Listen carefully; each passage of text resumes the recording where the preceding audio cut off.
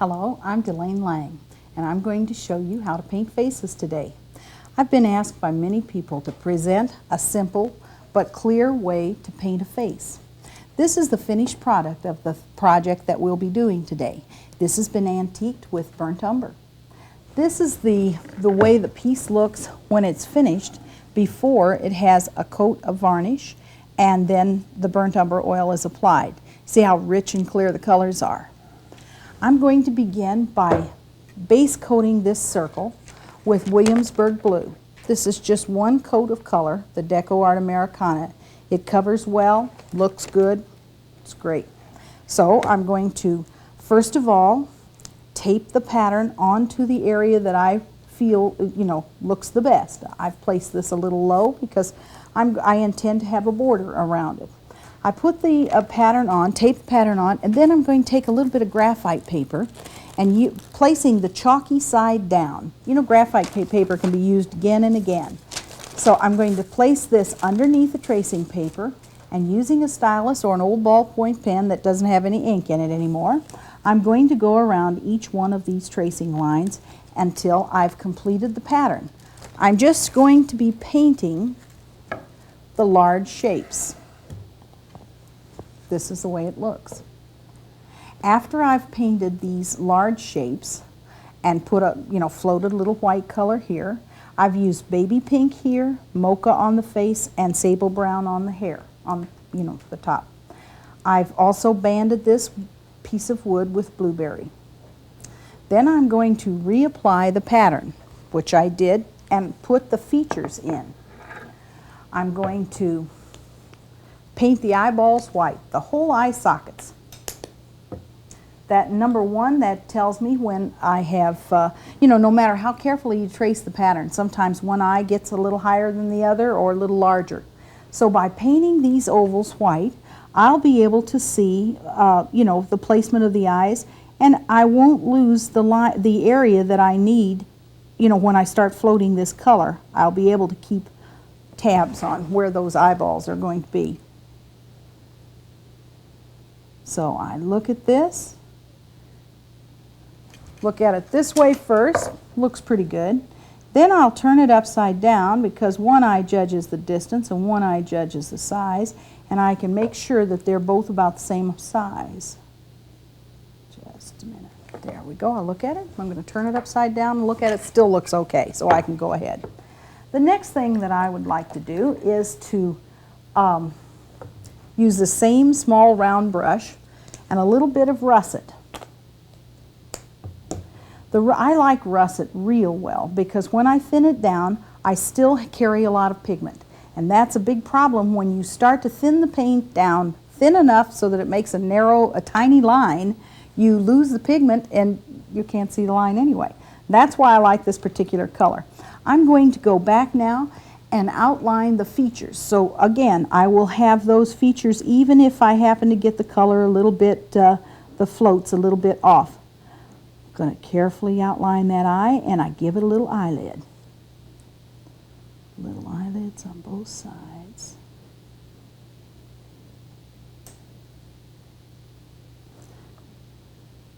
The nose is carefully drawn. I've painted the nostrils in, and the nostril covers always come down just a little below the nostrils themselves. The septum, or that little thing that goes from your nose to your mouth, just put a little bit of color there. And I've always put the line through the middle of the mouth first. That's my first line that I put on the mouth because that's an important line. Gives her a smile or what expression she has. Then I'm going to outline the top lip completely, but the bottom lip just a little bit. The next thing I'm going to do is just kind of establish a little line for the chin.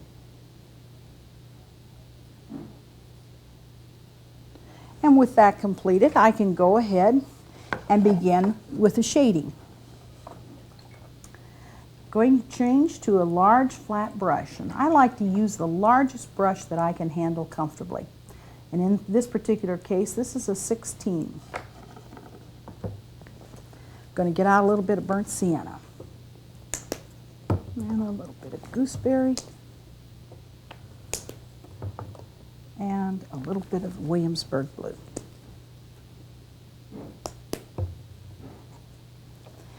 Now, I'm going to take a little bit of flesh, the mocha, on my brush, work that back and forth, and then I'm going to side dip the corner of my brush into the burnt sienna. I'm going to work that back and forth until I get a nice progression of color. You know, there's only two ways to make something look round. You either darken it on the edges and lighten it in the middle, or you lighten it on the edges and darken it in the middle. In this particular case, we're going to darken the edges so that she has more of a roundness to her face. Going to float a nice stroke that goes down the front, down her chin, and just kind of runs out of color as we get to the end of her face. Going to repeat that on both sides. I'll pull that stroke again just to deepen it a little bit.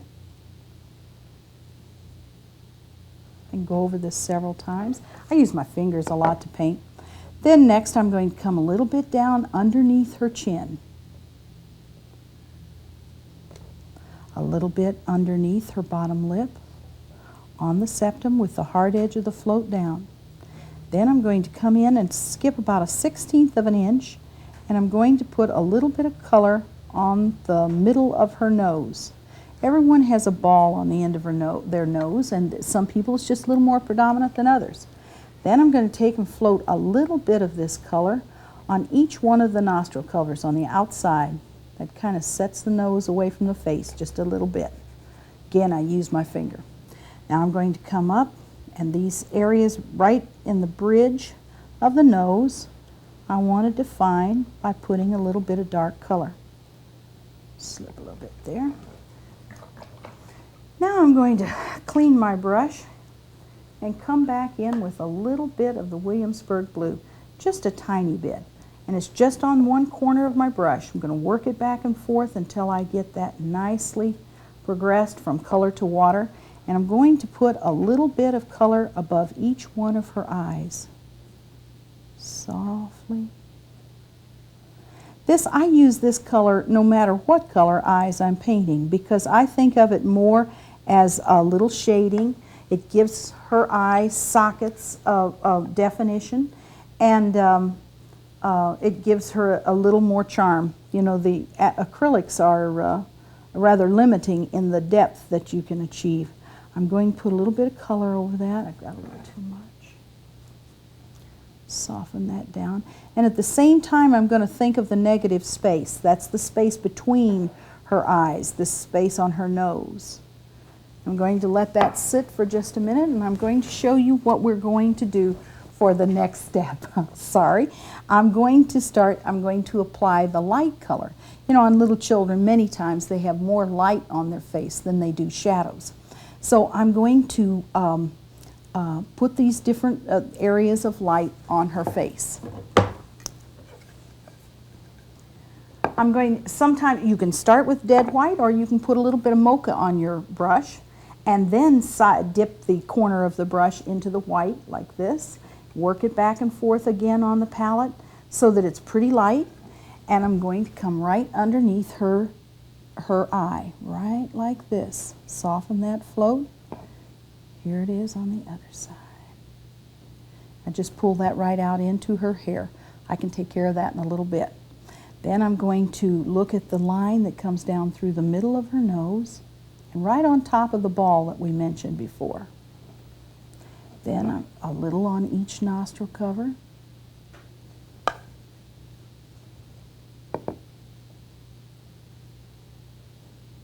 And I tap my finger, use my finger a lot. Then I'm going to lay that brush down, and we're going to make a float across the top of her lips. This is a wide, you notice I'm using the broad chisel of the brush right across the top of her lips. Softly take out a little bit of that color. Then I'm going to come down underneath her lips on each side.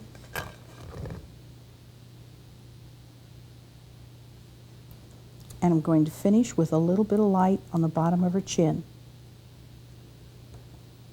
There you go. Now I'll clean my brush out and rest a minute. Let that wait while it dries. Then I'm going to load my brush again with mocha, fill that with mocha, and I'm going to dip one corner into gooseberry. I'm going to work that back and forth again with that same lovely progression of color. That's what makes the cheeks look nice.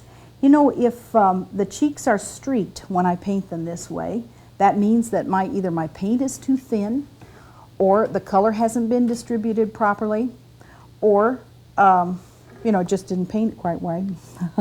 So I'm going to take a little bit of this gooseberry and I'm going to pull that. I'm going to have to get a little more color. I'm going to start at the outside edge and pull those strokes down, walking them just close into the nose.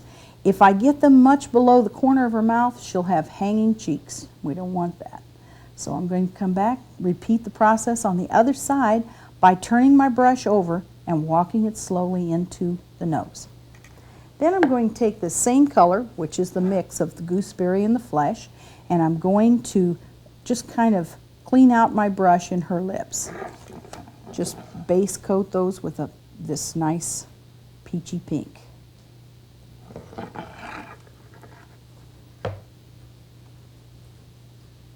Next, I'm going to change brushes again.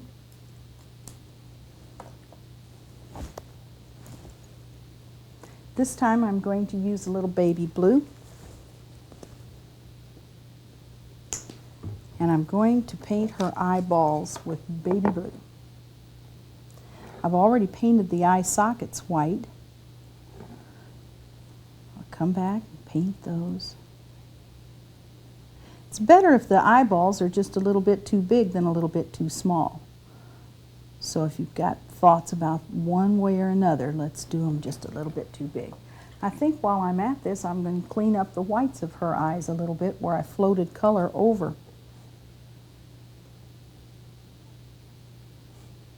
That's easy to do.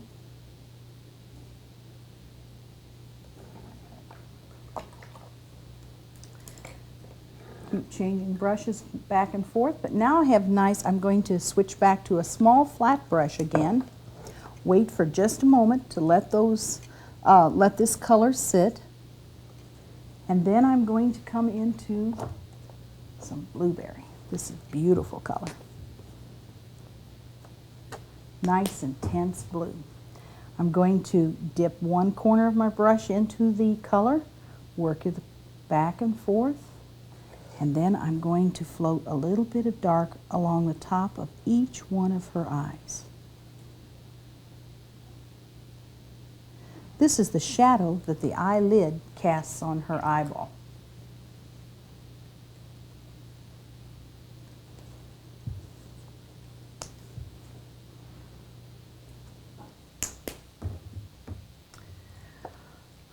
When I paint the eyeball, or the pupil of the eye, it looks a little bit like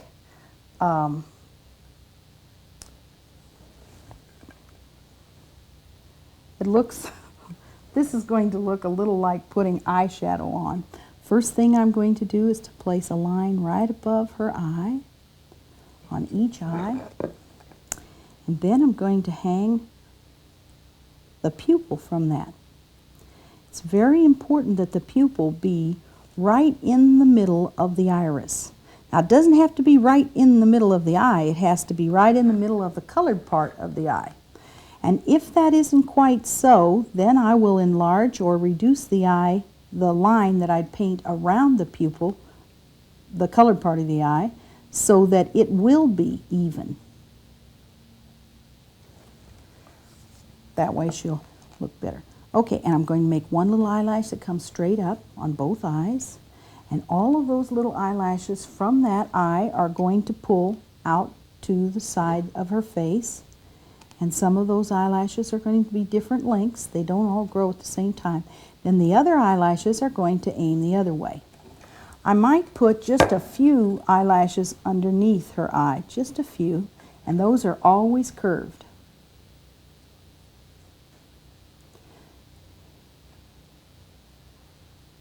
There we go. Now I'm going to take a little bit of baby blue plus white, and I'm going to make an arc in the bottom of each eye. This is the second light, or the reflected light, on her eyes. And they begin to kind of look a little bit more like eyes. Then I'm going to put the light at 10 o'clock.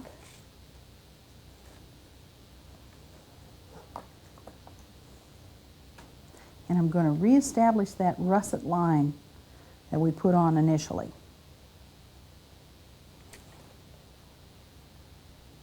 So little lacrimal glands or little tear ducts. I'm just going to make a little suggestion of where eyebrows go because we don't want to put those in yet. Okay, next I'm going to look at her nose. Wait a minute, one more thing we're going to do on those little eyes, and that is to take a few little blueberry lines that will radiate from the center of the pupil out onto the iris. Just gives it a little more sparkle, makes her look like one of those little plastic dolls. Okay, I'm going to take the russet, reestablish the nostrils, the darkness of the nostrils, and I might even put a little bit of black in that, just to give me a little more color. Because with eyes that bright, she's going to have a nose that bright too. So I'm going to come back there, reestablish those nostrils with a little bit of the russet plus black, and move on to her lips. I think I'll reestablish that line between her lips also. Yeah, that makes her a little more believable. Then I'm going to go back to that small flat brush again.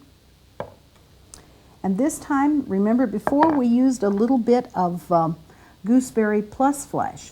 This time we're going to use just gooseberry. And I'm going to float a little bit of gooseberry. I think we'll add a little bit of boysenberry. That's just not quite dark enough because you see we're shading the lips and we want that lips to have a little shading. So we're going to have a little bit of boysenberry plus burnt sienna. That ought to do it. And what I want to do is I want to shade the bottom part of the top lip. Just float a little color right on there. And then the bottom part of the lower lip, just a little bit. Tap that with my finger just to soften it a bit. And then I'm going to come back with a little bit of white on one corner of her nose and a little bit on her bottom lip. I always try to break that line on her bottom lip so that you know, it won't look like she has something on it. Now I'm going to come back with a little bit of chocolate brown. I'm going to introduce chocolate brown. Oh, I was just going to say that this is, you know, now this step is completed. I think I'll use the chocolate brown for her eyebrows. And I'm just going to paint these in with just small, soft strokes that just kind of follow the arch of her eye. Little hairy strokes. We don't want them to be like Brooke Shields. We just want them to be little eyebrows.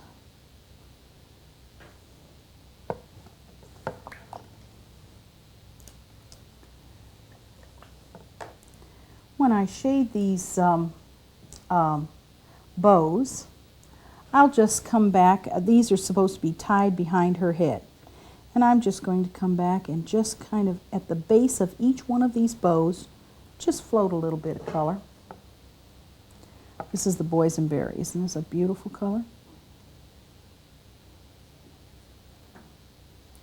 You know, whenever you work with acrylics, you have 3 steps. You're thinking about form, shape, and shadow. The form is the middle color that you apply. That's the big, large areas that we put on. The shape is done with the highlighting that we use. And the shadow, of course, is the shadow color. So right here I have form and shadow. When I come back and float a little bit of white on the top of these bows, I will create the shape.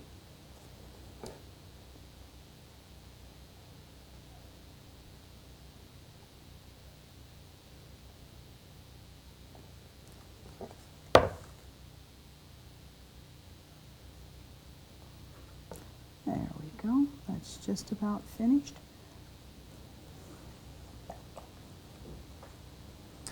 Now, I'm going to work on her hair.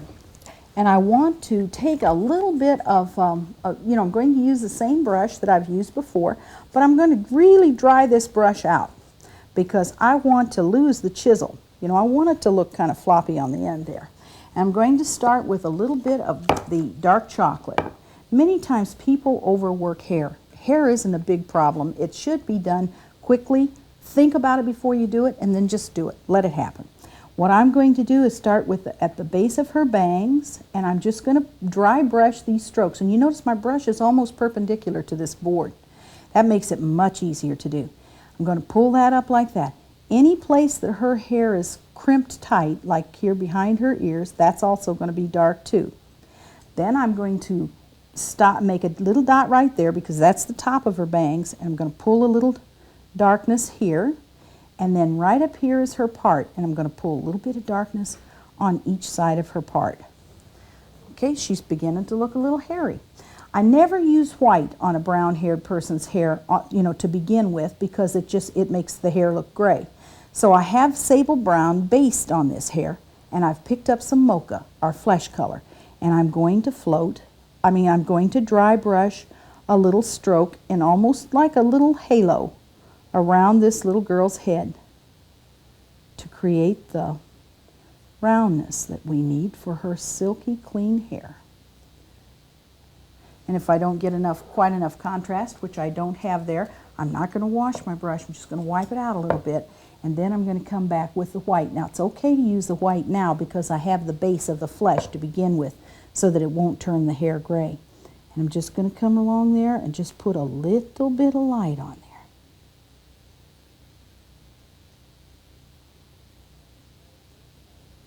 And a little bit down one side of the part.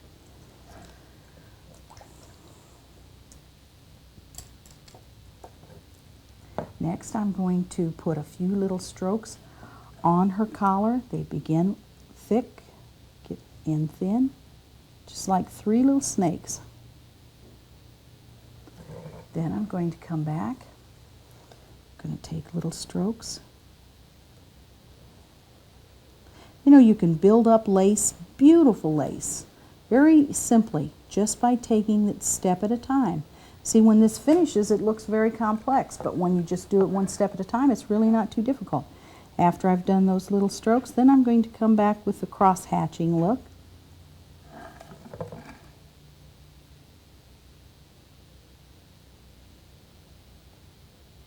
Pull a few of those back over.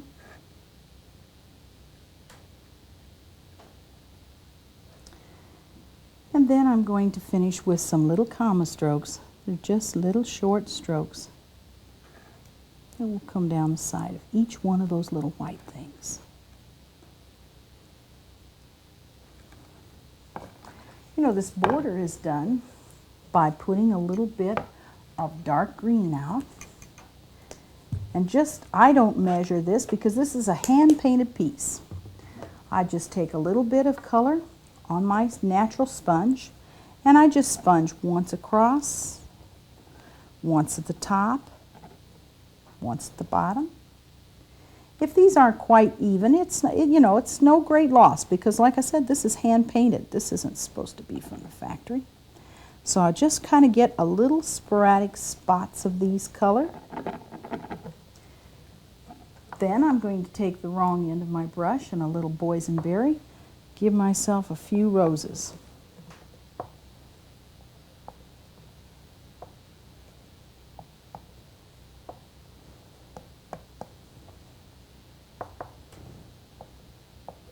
Like that. And I'll take a little bit of baby pink.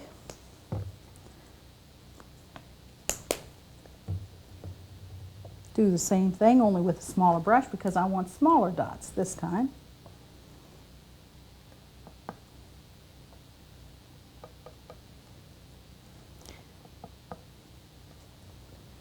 Then I'm going to take a little bit of jade green.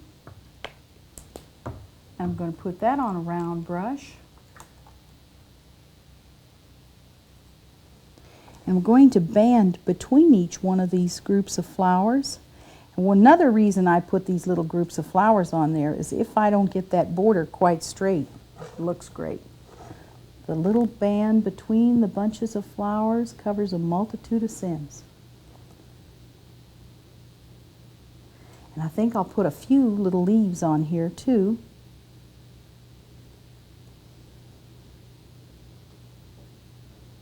I can do that.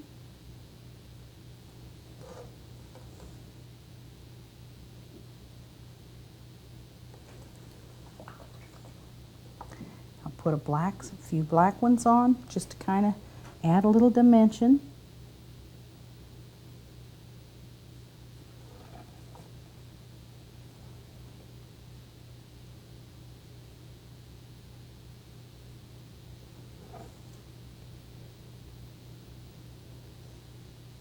You know, you can always make something look even a little more perky with white dots.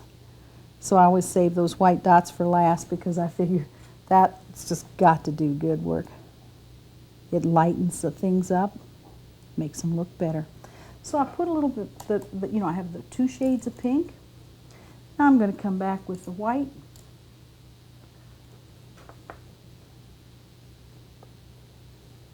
Again, with even a smaller brush. And we're finished.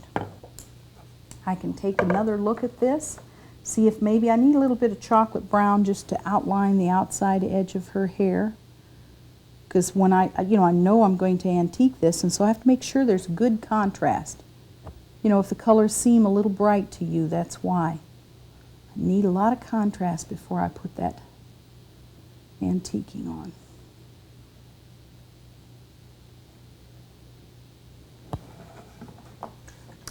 Okay, and so now the finished product, I've come back on this particular one, finished painting this, and I've come back and shaded each one of these big flowers with just a little float of color, just a little tiny bit of the boysenberry right on there with a little dot.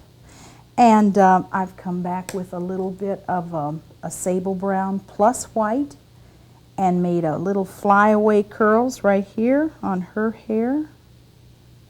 So that makes her a little more interesting, loosens up her hair just a tiny bit. And I've even added a few swirls just coming right down, you know, a few comma strokes in between those little arcs that we've painted. Now, we're ready to antique. I'm going to give this 1 coat of water-based varnish. And then I'm going to take some burnt umber oil and put it all over the surface of this little face. Then I'll take a clean rag and clean out the areas that I don't want covered with color. One of the things about having a nice coat of varnish on before you begin putting the burnt umber on is that if you don't like it, you can take it off completely. If you don't varnish it before, the paint will grab, the burnt umber will grab the paint, and you won't be able to get it off at all. Okay, and so this completes our project for today. I sure hope you enjoyed it. I did.